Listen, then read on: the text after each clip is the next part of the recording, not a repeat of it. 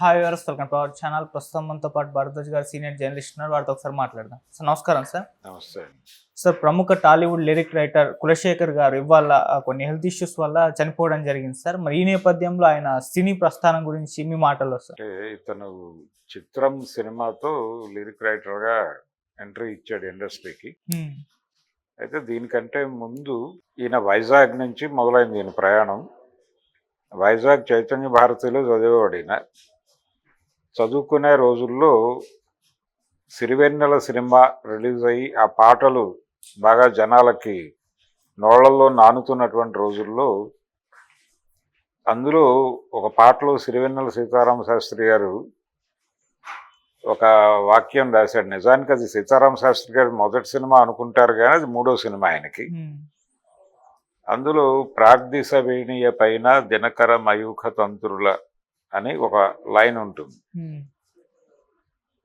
అది దానికి సంబంధించిన అర్థం ఆయన రాశాడు కులశేఖర్. రాసినప్పుడు ఆయన టీచర్ సీతారామ శాస్త్రి గారి ఫ్రెండ్, ఆయన వైజాగ్ నేపథ్యమే. దాంతో ఆయన సీతారామ శాస్త్రి గారికి ఫోన్ చేసి, ఈ లైన్ నువ్వు ఎందుకు రాశావు, ఈ ప్రాగ్దిశ వేణియ దినకర మయూఖ తంత్రులు ఏమిటిది, ఏ సెన్స్లో రాశావంటే ఆయన చెప్పాడు. దాదాపు అదే అర్థాన్ని మా స్టూడెంట్ ఒకటి రాశాడు అని చెప్పి అలా సీతారామ శాస్త్రి గారితో ఒక లింక్ ఏర్పడింది ఆయన కులశేఖర్కి. ఆ తర్వాత ఆయన తన దగ్గరికి వచ్చేయమన్నాడు. ఈయన వచ్చేసి సీతారామ శాస్త్రి గారి దగ్గర అసిస్టెంట్గా ఉండేవాడు. అసిస్టెంట్గా ఉండగా ఆ దగ్గరలోనే ఆ పక్క సందులో ఉంటున్నటువంటి సునీల్, అలాగే త్రివిక్రమ్, ఆర్పి పట్నాయక్, వీళ్ళందరూ రూమ్మేట్స్. వీళ్ళకి కొంచెం సంద అవతల వీళ్ళు ఉండేవాళ్ళు సీతారామ శాస్త్రి గారు వాళ్ళు. ఇదంతా పంజాగుట్ట శ్రీనగర్ కాలనీ వ్యవహారం. అలా వీళ్ళకి పరిచయాలు ఉండేవి. అంటే అప్పటికి వీళ్ళెవరూ సినిమాల్లోకి ఎంట్రీ ఇచ్చిన వాళ్ళు కాదు. తేజకి రామోజీరావు గారికి ఒక కథ చెప్పినప్పుడు ఆయన టీం బిల్డ్ చేసుకుని రమ్మని చెప్పాడు.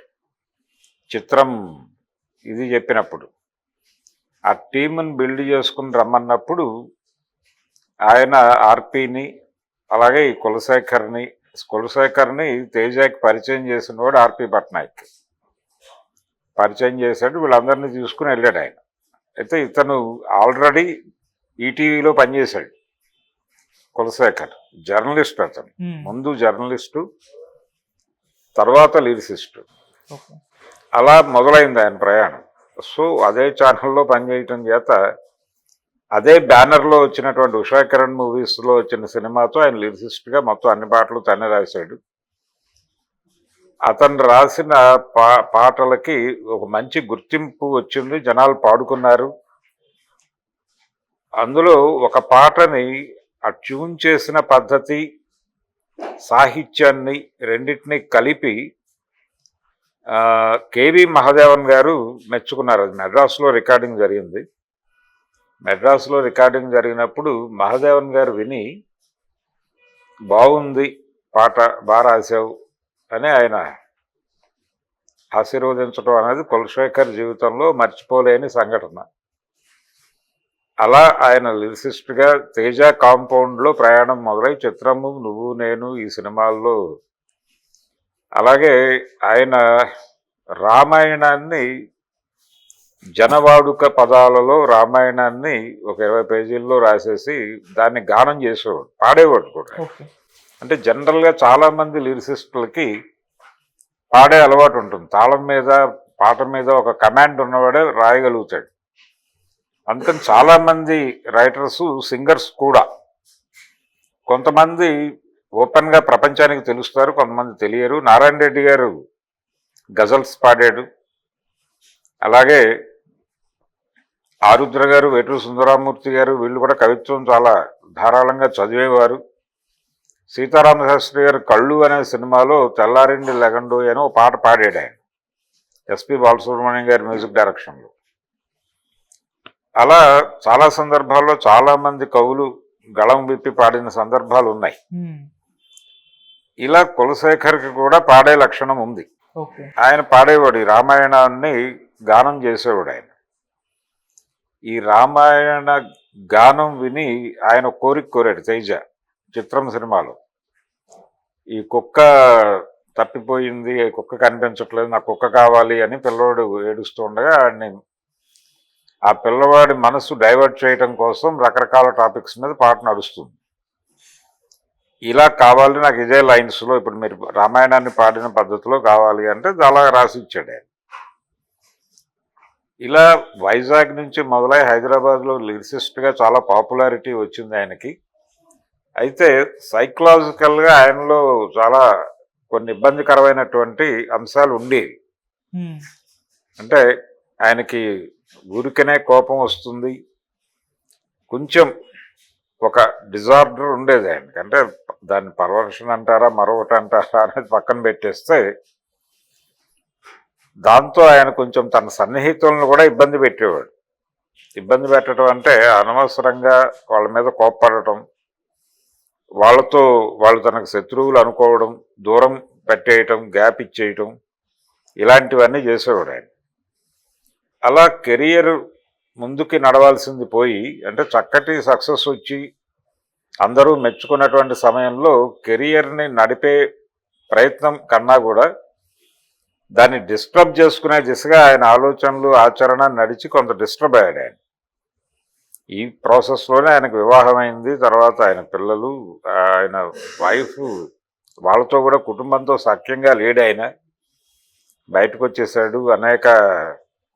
అంటే ఈ పర్వర్షన్లో ఆయన కొన్ని చట్ట ప్రకారం తప్పులు కూడా చేశాడు, జైలుకు వెళ్ళాడు. ఆయన మీద దొంగతనం లాంటి కేసులు కూడా ఉన్నాయి. ఇలా తన జీవితాన్ని తనే చేతులారా గందరగోళపరుచుకుని, ఒక డిప్రెసివ్ టోన్లో ఉన్నప్పుడు మనిషి చాలా విచిత్రంగా ప్రవర్తిస్తాడు. అలాంటి ఒక ప్రవర్తన నడిచింది ఆయన జీవితంలో. అది ఒక విషాదకరమైనటువంటి పరిస్థితి. ఆ తర్వాత ఆయన తిరిగి కోలుకుని మళ్ళీ ట్రాక్లోకి రావాలి అని ప్రయత్నం చేశాడు, కానీ అప్పటికే అయిపోయింది, జరగాల్సిన నష్టం జరిగిపోయింది. ఆయన ఎలాంటి రైటర్ అంటే, ఆయన రాసినటువంటి, అంటే నువ్వు నేను ఈ సినిమాల్లో ఆయన రాసినటువంటి పాటలకి ఆ రోజుల్లో ఆత్రేయ గారి పేరుతో కాట్రగడ్డ మురారి గారు, కొంగరి జగ్గయ్య గారు, వీళ్ళు మనస్విని ట్రస్ట్ అని ఒకటి ఉండేది, ఆత్రేయ గారి పేరుతో ప్రారంభించారు. అది ఆత్రేయ గారి స్మారక పురస్కారం ఇచ్చేవాళ్ళు ప్రతి సంవత్సరం, ఒక మంచి లిరిసిస్ట్కి ఇచ్చేవాళ్ళు. ఆ అవార్డు గెలుచుకున్న వాళ్ళు చాలా తక్కువ మంది. వాళ్ళల్లో కులశేఖర్ ఉన్నాడు. కులశేఖర్కి మనస్విని అవార్డు వచ్చింది. వివేక రంగారావు గారు, వీళ్ళందరూ చాలా పెద్ద స్థాయి వాళ్ళు ఎంపిక చేసేవాళ్ళు. మురారి గారు, జగ్గయ్య గారు చనిపోయిన తర్వాత అది ఆగిపోయింది. ఆ మనస్విని ట్రస్ట్ అవార్డు కూడా గెలుచుకున్నాడు అతను. అలా సాహిత్యపరంగా అతనికి ఒక మంచి అభిరుచి ఉంది, మంచి కవి. అంటే కొంచెం ఆయన రాసిన పాటలు హిట్ అవటం మాత్రమే కాదు, సాహిత్యపరంగా కూడా ఒక స్థాయి కలిగినటువంటి పాటలే రాశాడు అతను. అయితే అతని అంతర్గతమైనటువంటి ఘర్షణలు, ఆయన ప్రపంచంతో వ్యవహరించిన తీరు, ఈ వైరుధ్యం, ఈ కాంట్రడక్షన్ అనేది ఆయన జీవితాన్ని సినిమా పరిశ్రమలో ఎదగనివ్వకుండా చేసింది. ఆయనతో చాలా సన్నిహితంగా ఉండి ఆయనతో ఆయన వాళ్ళతో ప్రయాణం ప్రారంభించాడు. నిజానికి ఆయన సిరివెన్నెల కాంపౌండ్లో నుంచి బయట తీసుకొచ్చింది ఆర్పి పట్నాయక్, తేజ, వీళ్ళు. వాళ్ళతో కూడా సఖ్యంగా లేడు ఆయన. ఒక రకమైన ఘర్షణాత్మక వైఖరిలోనే ఉండేవాడు. అలాగే ఆ టైంలో వచ్చినటువంటి సింగర్స్, వాళ్ళతో కూడా ఘర్షణలు, అలా తనని తాను అంచనా వేసుకోవటంలో ఫెయిల్యూర్స్, తను ఇతరులతో వ్యవహరించే పద్ధతిలో ఆయన వ్యవహరించిన తీరు పద్ధతిగా లేకపోవడం వలన, ఇలా రకరకాల సమస్యలతో ఆయన తన కెరియర్ని, తనని నమ్ముకున్న వాళ్ళ కెరియర్ని కూడా ఇబ్బందుల పాలు చేశాడు. ఆవిడ అంటే అతని వైఫ్ ఏదో జాబ్ చేసుకుంటూ ఆ పిల్లల్ని పోషించుకుంటూ ఆవిడ జీవితాన్ని ఆవిడ పద్ధతిలో ఆవిడ వెళ్ళిపోయారు. ఇతను ఈ సఫరింగ్స్తోనే ఈ జీవితాన్ని ఇలా గాంధీ హాస్పిటల్, ఈరోజు ఆయన ప్రభుత్వ ఆసుపత్రిలోనే అవును. గాంధీ హాస్పిటల్ అంటున్నారు, అవును. గాంధీ హాస్పిటల్లో ఆయన ముగించేశారు. ఉమ్. చాలా డిప్రెసివ్ టోన్లోనే ఉండేవాడు ఆయన. అంటే ఆయన మీద ఈ వార్తలు వచ్చిన సమయంలో ఆయన ఎక్కడ అందుబాటులో లేడు, కానీ తర్వాత ఆయన కొంచెం మీడియాకి ఫ్రెండ్లీగా ఉండటము, అలాగే కొన్ని టీవీ ఛానల్స్లో ఆయన ఇంటర్వ్యూస్ వచ్చినాయి. ఆ ఇంటర్వ్యూస్లో కూడా ఆయన కొంచెం కన్ఫెసివ్ టోన్లో మాట్లాడి మళ్ళీ ఒక బ్రిడ్జి నిర్మించుకోవాలి ఇండస్ట్రీతో అనే ప్రయత్నం అయితే చేశాడు. ఆ ప్రయత్నంలో భాగంగా కన్ఫెసివ్ టోన్లో కొంతమందికి సారీ చెప్పే ప్రయత్నం చేశాడు. ఉమ్. అది కూడా వర్కౌట్ అవ్వలేదు. నిజానికి ఆయన టీం కూడా అప్పటికి సక్సెస్ఫుల్లో లేదు. ఆయన అంటే ఆర్పి పట్నాయక్ కూడా డీవియేట్ అయిపోయాడు, ఆయన ట్రాక్లో లేడు. తేజ పరిస్థితి కూడా రెగ్యులర్గా సినిమాలు చేసే పరిస్థితుల్లో లేడు ఆయన. ఈయన కన్ఫెషన్ స్టేట్మెంట్స్ ఇస్తున్న రోజుల్లో. దాంతో తను ప్రయత్నం చేసినప్పటికీ కూడా వర్కౌట్ అవ్వలేదు. ఫైనల్గా ఆ డిజార్డర్స్ ఇవన్నీ కలిసి, అంటే జనరల్గా ఎవరైనా సరే తనకి తాను సంజాయిషి ఇచ్చుకోవాల్సినటువంటి పరిస్థితుల్లో పడకుండా ఉండాలి అనేది ఒక పద్ధతి. అంటే తనని తాను తప్పు చేసినట్టుగా భావించుకోకూడదు. అలా ఆ భావన రాకుండా వ్యవహరించాలి. కానీ కులశేఖర్ ఆ విషయంలో లైన్ దాటాడు. ఆ లైన్ దాటి వ్యవహరించటం వలన ఆయన జీవితం నిజానికి అదొక లైఫ్ అంతే. కొన్ని జీవితాలు అలా ఉంటాయి. అంటే మనకి విషయాన్ని విషయంగా చూడవలను అని చెప్తారు. కాబట్టి వితౌట్ ఎనీ సెంటిమెంట్, లేకపోతే దాని మీద ముసుగేసే ప్రయత్నం చేయకుండా గనక చూస్తే అదొక ధోరణి ఉంటుంది. అంటే దాన్ని అరాచకం అంటారు. అరాచకం అనటంలోనే అంటే అరాచకం అంటే ఒక సిస్టమ్కి దూరంగా ఉండటం. ఈ సిస్టమ్కి దూరంగా ఉన్నటువంటి అద్భుతమైనటువంటి కవులు చాలామంది కనిపిస్తారు. ఉదాహరణకి శ్రీరాములయ్య సినిమాలో వచ్చినటువంటి పాటలు, అంటే నేలకు పచ్చని రంగేసినట్టు ఆ పాట, తర్వాత కర్మభూమిలో పూసిన ఓ పువ్వ ఆ పాట రాసిన, అలాగే జయం మనదే సినిమాలో వెంకటేష్ సినిమాలో చిన్ని చిన్ని ఆశలన్నీ అనే పాట రాసిన, కలైకూరి ప్రసాద్ గారి జీవితంలో కూడా ఇలాంటి పరిస్థితులు, ఆయన కూడా లేడు, వెళ్ళిపోయాడు. ఆయన జీవితంలో కూడా ఇక అందరూ అంటే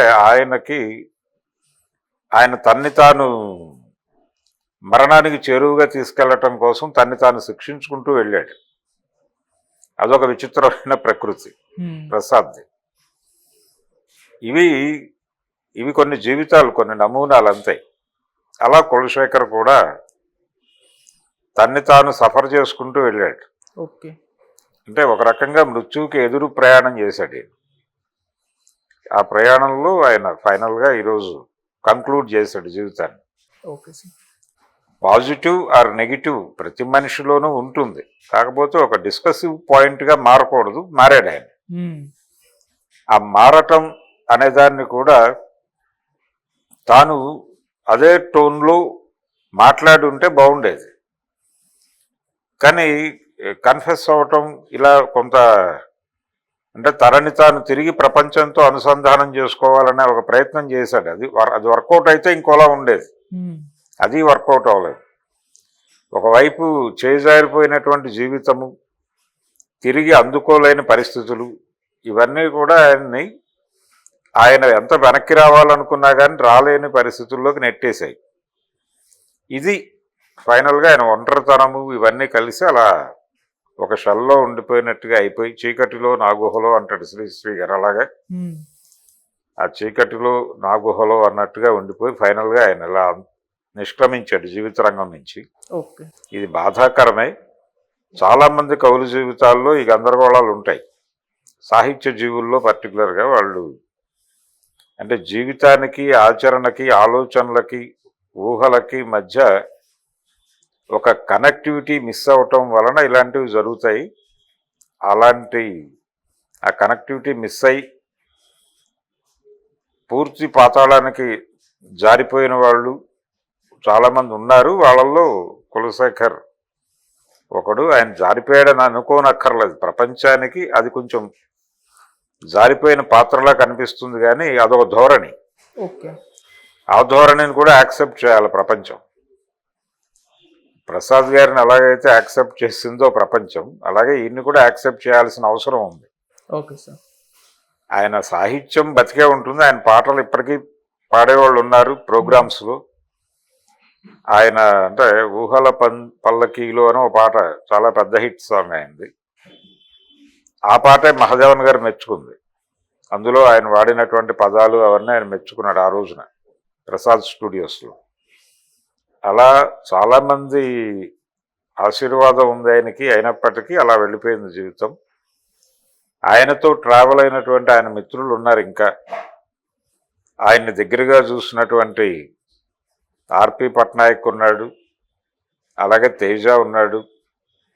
ఆయనతో ట్రావెల్ అయినటువంటి ఆ టైంలో ఆయనతో కొంచెం సన్నిహితంగా ఉన్న త్రివిక్రమ్ శ్రీనివాస్ గారు ఉన్నాడు, సునీల్ ఉన్నాడు. వీళ్ళందరూ ఒక గ్రూప్గా నడిచేది ఆ రోజుల్లో. అయితే ఇదే గ్రూప్లో ఇంకొక విషాద మరణం హీరో, అదే చిత్రం సినిమాలోను, అలాగే నువ్వు నేను సినిమాల్లో హీరోగా నటించినటువంటి అతని మరణం ఉదయ్ కిరణ్ కూడా ఇలాంటి నిష్క్రమణే. అది కూడా ఒక సైకలాజికల్ గందరగోళంలోనే వెళ్ళిపోయాడు ఆయన కూడా ఇలాగే జీవిత రంగం నుంచి నిష్క్రమించాడు. ఇదొక రకమైన మరణం అయితే అదొక రకమైన నిష్క్రమణం అనుకోవచ్చు. అంటే మోస్ట్ సక్సెస్ఫుల్ టీమ్గా వాళ్ళు ఆ రోజున చిత్రం సినిమా, తర్వాత నువ్వు నేను సినిమాలతో రెండు, అంటే ఒకటి ఈటీవీ ప్రోడక్ట్ అయితే ఇంకోటి జెమినీ టీవీ ప్రోడక్ట్, రెండు మీడియా హౌసెస్ నుంచి, రెండు మీడియా హౌసెస్కి రెండు పెద్ద హిట్లు ఇచ్చిన టీం ఇది. ఆ టీంలో రెండు ఇలాంటి మరణాలు ఉండటం, ఆ తర్వాత ఆ టీం మొత్తం కూడా ప్రస్తుతం గందరగోళంలో, అంటే ఎవరి పద్ధతుల్లో వాళ్ళు ఉన్నారు. ఆర్పి పట్నాయక్ ఆ ట్రాక్లో లేడు, తేజ గారు ఆ ట్రాక్లో లేడు. ఆయన డైరెక్షన్ చేస్తున్నారు కానీ సక్సెస్ఫుల్ ట్రాక్లో లేడు. అలా ఆ టీం మొత్తం కూడా ఇలా చిన్న భిన్నం అయిపోవటం ఒక విషాదం. కొంతమంది అలా నడుస్తారు, కొన్ని టీంలు అలా నడుస్తాయి.